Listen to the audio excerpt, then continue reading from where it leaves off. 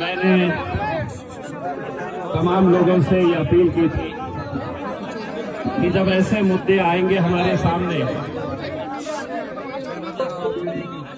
तो हमें ये भूलना पड़ेगा कि मैं किस राजनीतिक पार्टी से ताल्लुक रखता हूं, मैं किस जमात से ताल्लुक रखता हूं, मैं किस फिरके से ताल्लुक रखता हूं, मैं किस तंजीम से ताल्लुक रखता हूं। ये सब बातें हमें भूलना होगी, तभी जाकर हम एक आवाज के अंदर हुकूमत तक एक पैगाम पहुंचा सकते हैं कि हर दर्द सह लेंगे, हर हाल में जी लेंगे, लेकिन अगर हमारी इबादत गाहों पर हमला हुआ तो किसी बात के ऊपर हम समझौता नहीं करेंगे।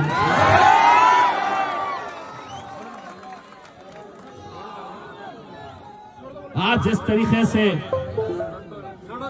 कोल्हापुर में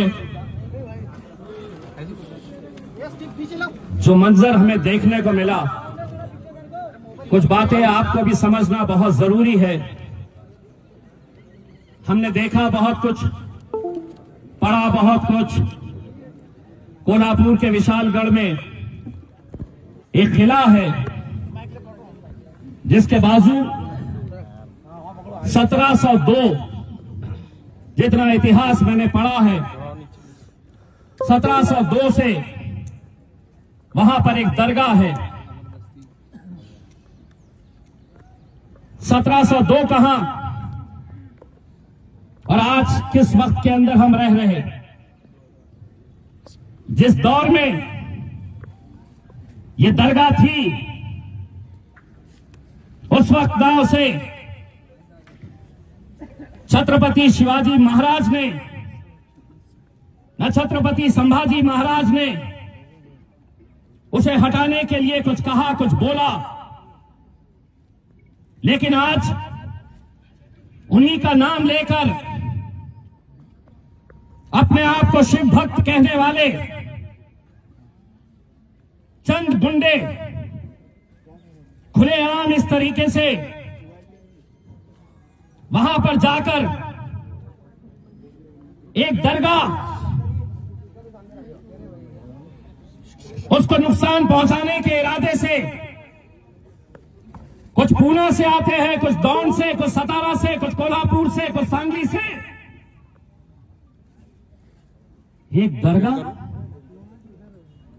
अगर उसके अतराफ कोई अतिक्रमण है तो सुन ले, अगर वो अतिक्रमण हटाना है तो कायदा है, कानून है। इसका मतलब ये नहीं है कोई लाठी, डंडे, पत्थर और तलवार लेकर जाएगा और अपनी ताकत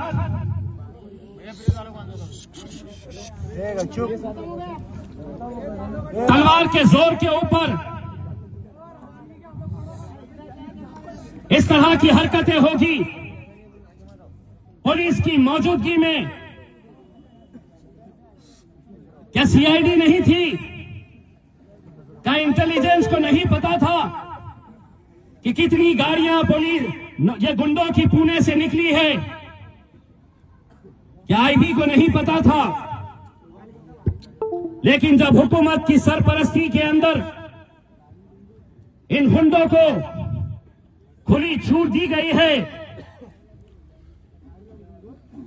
आप इम्तियाज जलील के घर पे आइए, मैं वो बर्दाश्त कर सकता हूं, लेकिन मेरी मस्जिद, मेरी इबादत गाह, वहां पर मेरी कुरान शरीफ को जलाया जाता है, जानमाज को जलाया जाता है। जिस मेंबर पर खड़े रहकर हम इस मुल्क में हमारे मौलाना,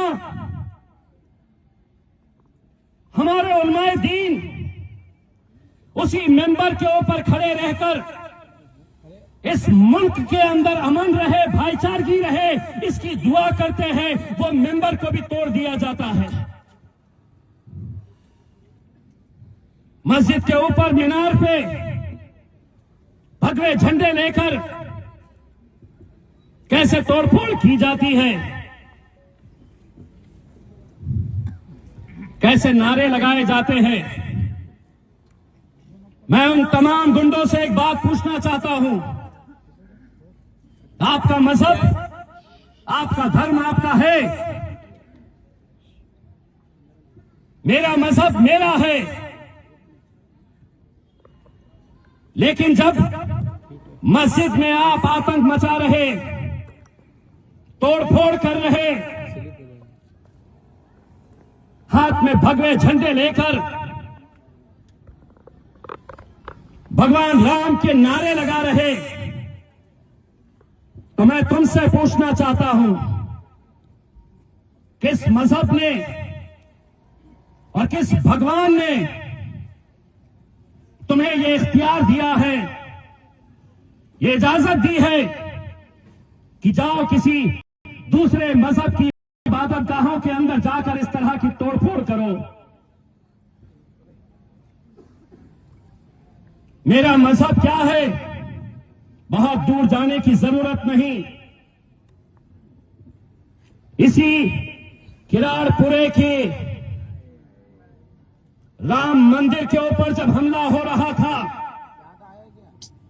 तो कोई हिंदुत्ववादी संगठन का माइकल लाल वहां पर आकर खड़ा नहीं हुआ था।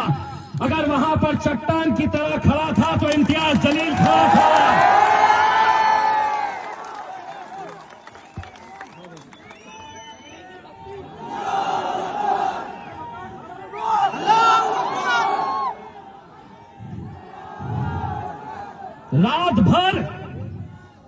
रात भर अपनी जान जोखिम में डालकर इम्तियाज जलील वहां पर तुम्हारी मंदिर, तुम्हारे आस्था का स्थान, उसकी सुरक्षा के लिए, और बड़े दुर्भाग्य से कहना चाहता हूं कि उस वक्त पुलिस डिपार्टमेंट भी हिम्मत नहीं कर रहा था वहां आने की, लेकिन इम्तियाज जलील डटा रहा था वहां पर कि कुछ नहीं होने दूंगा।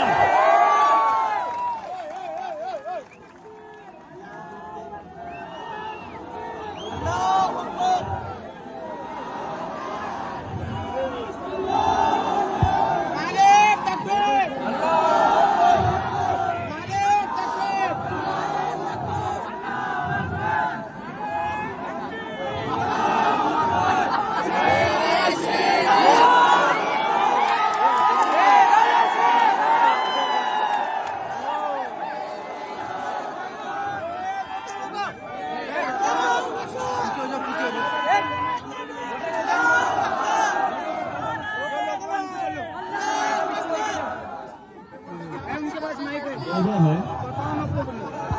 मुझे देखना चाह रहे हैं।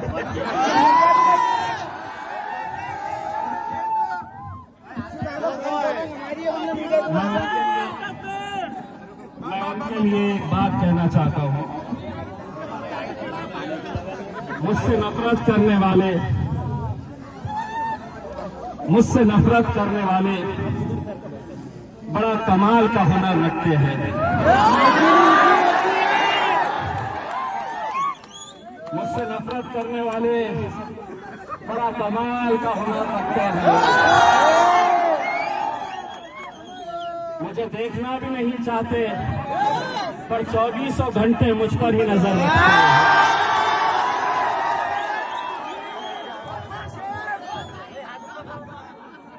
मैंने पुलिस डिपार्टमेंट से कहा था कि ये कोई सियासी जलसा नहीं है। मुझे ये इख्तियार है कि मैं जमहूरी तर्ज के ऊपर, लोकशाही ने मुझे जो अधिकार दिया है उसका इस्तेमाल करते हुए मैं शांतिपूर्ण तरीके से अपनी नाराजगी का इजहार कर सकता हूं। लेकिन सुबह सुबह तस्वीरें आ गई, इतनी सारी फौज यहां पर लगा रखी है।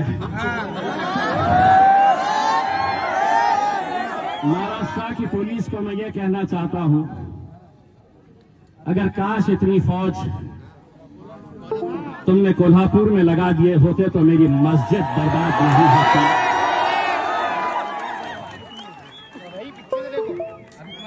मैं तो अमन से बात करने के लिए आया हूं और आप मुझे रोक रहे हैं।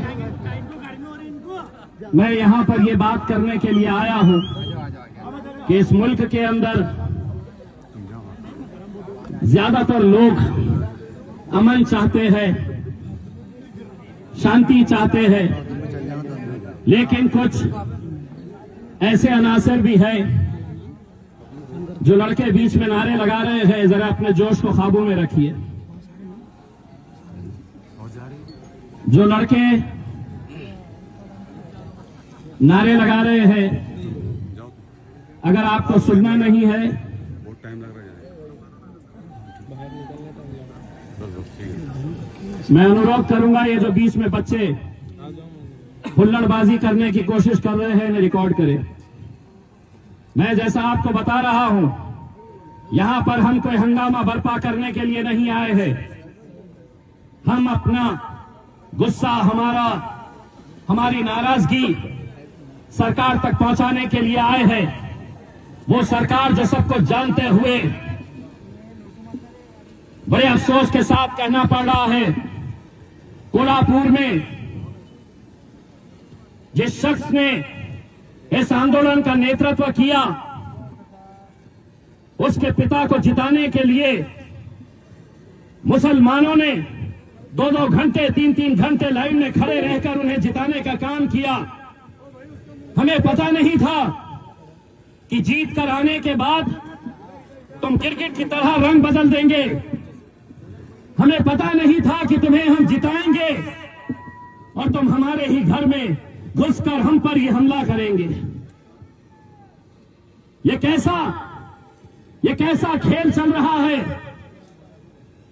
ये अपने आप को छत्रपति संभाजी महाराज कहने वाले वो इसका नेतृत्व करते हैं। तोड़फोड़ होती है, घरों में घुसते हैं, मस्जिद के अंदर हमला किया जाता है और उनके पिता शाहू महाराज, जिनकी हम इज्जत करते थे, वो 3 दिन के बाद जाते हैं और लोगों से अपील करते हैं कि नहीं, शांति बनाए रखो। 3 दिन तक सो रहे थे। मीडिया वाले मुझसे सवाल कर रहे हैं कि आप शांति बनाए रखिए।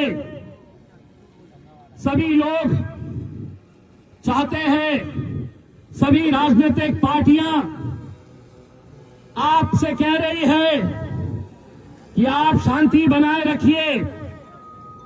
एक बात सुन लो, दूसरी राजनीतिक पार्टियों में और हमने ये फर्क है कि हम शेर के बच्चे पालते हैं, हिजड़ों की फौज हम अपने साथ रखते हैं। और एक पैगाम सरकार को दे रहे हैं अच्छी तरह से। ये एक बार हुआ है और हम उम्मीद करेंगे कि ये आखिरी बार रहे। कोल्हापुर के जो हिंदुत्ववादी संगठन,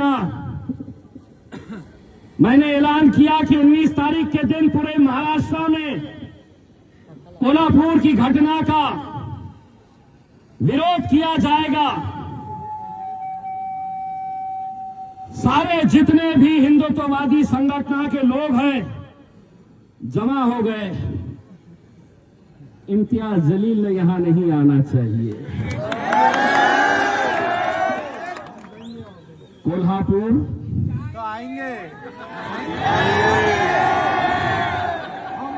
तुम्हारे बाप का शहर नहीं है। इम्तियाज जलील हिंदुस्तान के अंदर कहीं भी आ सकता है, जा सकता है। और ये मत समझना कि इम्तियाज जलील वहां नहीं आने वाला। बैंड बाजा बारात के साथ आने वाला है।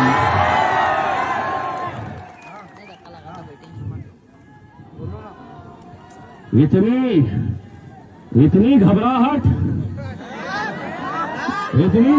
मैंने तो कहीं पर भी नहीं कहा मैं आने वाला हूं।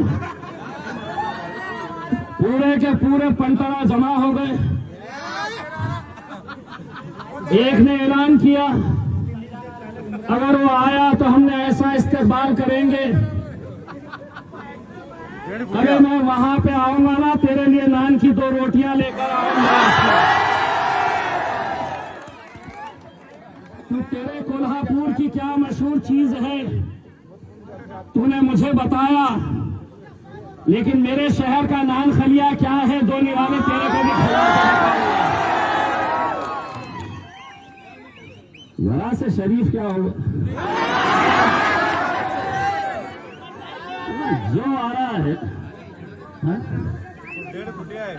एक बात मैं आप लोगों से पूछना चाहता हूं मेरे भाइयों, क्या यह सच्चाई नहीं है कि इस मुल्क के अंदर जितने भी सेक्युलर अपने आप को कहने वाली पार्टियां हैं, जितनी भी, उनको जिताने में सबसे बड़ा किरदार अगर किसी ने निभाया है और निभाना चाहिए था, क्योंकि हम नरेंद्र मोदी और उनकी हुकूमत के खिलाफ है, मुसलमान ये उम्मीद के ऊपर कि ये हमारा साथ देंगे, लेकिन आज पूरे महाराष्ट्र के अंदर जहां कहीं पर भी, चाहे वो कांग्रेस हो, राष्ट्रवादी कांग्रेस हो, शिवसेना हो, ये जब निवेदन देने के लिए जा रहे हैं, इनकी तस्वीरें जरा गौर से देखो। उन तस्वीरों के अंदर गैर कौम का कोई आदमी उनके साथ खड़ा नहीं नजर आ रहा है। देखो गौर से, एक पैगाम है, एक मैसेज है आपके लिए कि जब तुम पे आफत आएगी तो तुम्हारी लड़ाई तुम्हें खुद लड़नी होगी। सियासत के वक्त सब तुम्हारी चौखट पे आएंगे। क्या वजह है कि राष्ट्रवादी का क्या एक भी गैर कौम का नेता, क्या कांग्रेस का एक भी गैर कौम का नेता हमारे साथ नहीं, कम से कम अपनी पार्टी का निवेदन देते वक्त क्यों नहीं जा रहे? क्योंकि वो अच्छी तरह से जानते हैं कि हमें आपकी जरूरत सिर्फ इलेक्शन के वक्त में है। बस फिर आपकी मस्जिदों पे हमला हो, आपकी कुरान मजीद जलाई जा रही है, पूरे मस्जिद में जानमाज जली हुई हालत में पड़ी हुई है। मैंने कोल्हापुर के जिम्मेदारों से बात की। मैंने कहा कि अगर विशालगढ़ के अंदर कोई अतिक्रमण है, किसी को बेघर किया जा रहा है, चाहे फिर वो मुसलमान हो, हिंदू हो, बैरिस्टर असदुद्दीन अवैसी साहब ने कहा कि अगर वो बेघर है तो इंशाअल्लाह मजलिस उन्हें घर देने का काम करेगी।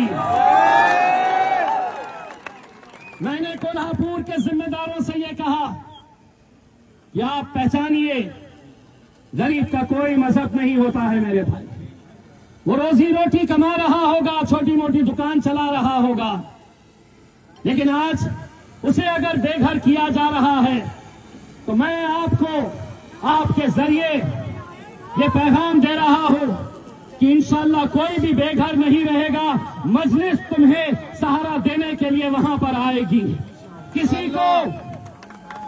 किसी को भी किसी के आगे हाथ फैलाने की जरूरत नहीं है। अल्हम्दुलिल्लाह मेरे कायद बैरिस्टर असदुद्दीन अवैसी साहब, इम्तियाज जलील और मेरे इतने सारे भाई तुम्हारे इस बुरे वक्त के अंदर, तुम्हारी इस मुश्किल घड़ी में कंधे से कंधा लगाकर तुम्हारे साथ खड़े रहने के लिए पूरी तरह से तैयार हो।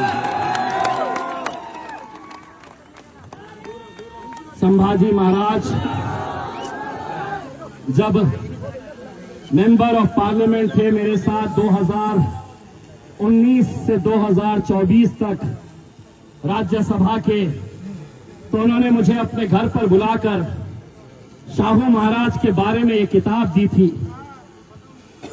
और ये किताब देकर उन्होंने मुझसे कहा था कि मेरे पूर्वज, मेरे एंसेस्टर्स शाहू महाराज कैसा हिंदू, मुस्लिम, 18 पगड़ जाति सभी समाज के लोगों को साथ में लेकर काम किया करते थे। छत्रपति संभाजी महाराज, शाहू महाराज, ये किताब मैं आपको वापस भेज रहा हूं। मैंने तो पढ़ लिया है, शायद तुम भूल चुके हो कि इसके अंदर तुम्हारे संघर्ष क्या थे। और जो लोग ये कह रहे हैं,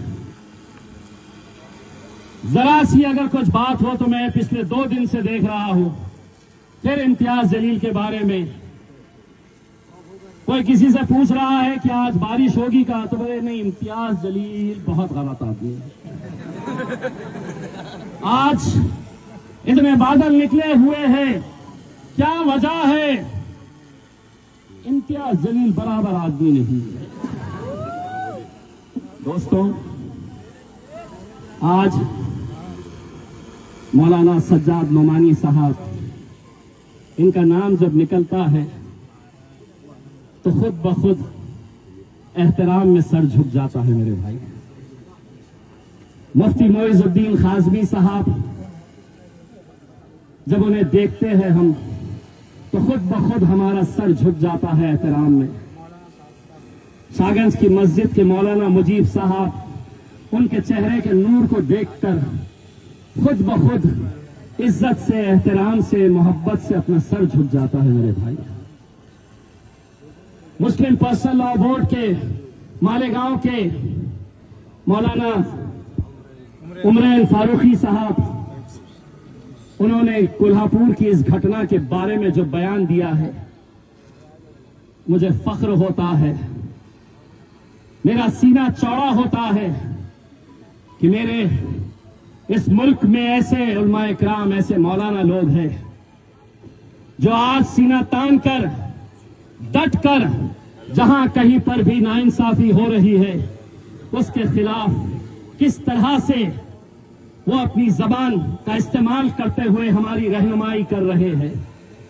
लेकिन मैं उन लोगों की मुखालिफत करता रहूंगा, उन लोगों की मुखालिफत करता रहूंगा जो इलेक्शन के वक्त हमसे ये कह रहे हैं कि इन्हें वोट दे, और आपकी इज्जत रखते हुए, आपका एहतराम करते हुए हम कर रहे हैं।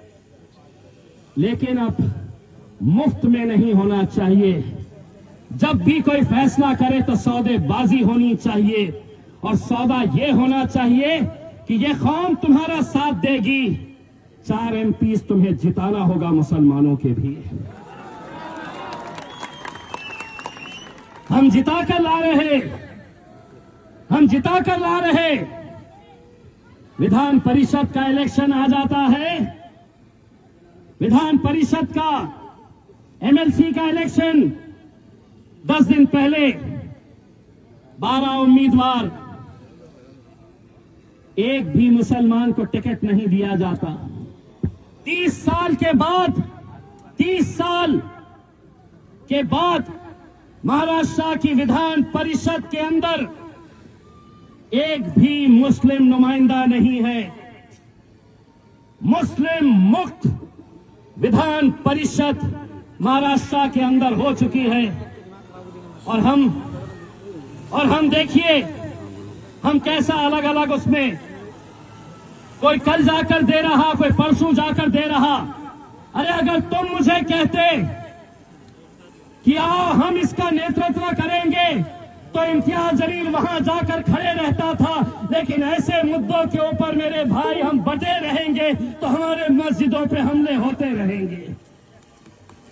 एक मुद्दा जहां पर मजहब पर ठेस पहुंची, जहां हमारी इबादत गाहों पर हमले हुए, मेरे भाइयों, हम सबको एक प्लेटफॉर्म के ऊपर आने की जरूरत है। मेरे भाई, हमें आने की जरूरत है। मैं कई मर्तबा मैंने आपके मुंह से ये सुना है, मेरे खिलाफ बोलिए, लेकिन मुद्दा क्या है? किस मुद्दे के लिए हम जमा हो रहे हैं? सिर्फ मैंने आज ये जमा किया तो चलिए, उससे पहले इम्तियाज जलील से पहले जाकर 8-8, 10-10 अपनी अपनी पार्टी के लोगों को लेकर गए। अगर हम सब साथ में मिलकर कांधे से कांधा लगाकर जाएंगे तो किसी गैर के अंदर हिम्मत नहीं है। वो जानते हैं कि हम सियासी तौर के ऊपर बटे हुए हैं, हम फिरकों में बटे हुए हैं। इसीलिए आज जिस खुले तौर के ऊपर हमें निशाना बनाया जा रहा है, बार बार मुझे जो निशाना बनाया जा रहा है, और यहां के चंद लीडर्स जो मेरे पीछे पड़े हुए हैं, इतना अच्छे से समझ ले मेरे भाइयों, ओहदा गया है, Imtiaz Jaleel member of parliament का ओहदा गया है, जलवे वही रहने वाले हैं, ताकत अल्हम्दुलिल्लाह वही रहने वाली है। जहां पर भी नाइंसाफी होगी, जहां पर भी जुल्म ज्यादती होगी, वहां पर यकीनन मेरी सबसे बड़ी ताकत, हमारी सबसे बड़ी ताकत अगर कोई है तो मेरे रब के बाद ये मेरी दीवानगी की मोहब्बत करने वाली है, दीवाने लोगों को ना बनाने की ताकत हमारे भाई। मैंने कहा है ना, मेरे बारे में जो लोग अलग अलग तरह की बातें करते हैं, बारिश आने वाली है क्या? देखो, ये मेरा इम्तियाज जलील है ना, बारिश क्यों नहीं आ रही? तो बोले इम्तियाज जलील लेकर के एक बात तो अच्छी तरह से समझ लो, लेकर के मेरा नाम वो मुझे कोसते हैं, नफरत ही सही, लेकिन 24 घंटे वो मेरे बारे में ही सोचते हैं। 24 घंटे। मैं 1-2 लोगों के बारे में मीडिया वालों ने सवाल किया, आपने मेमोरेंडम दिया, नहीं इम्तियाज जलील, अरे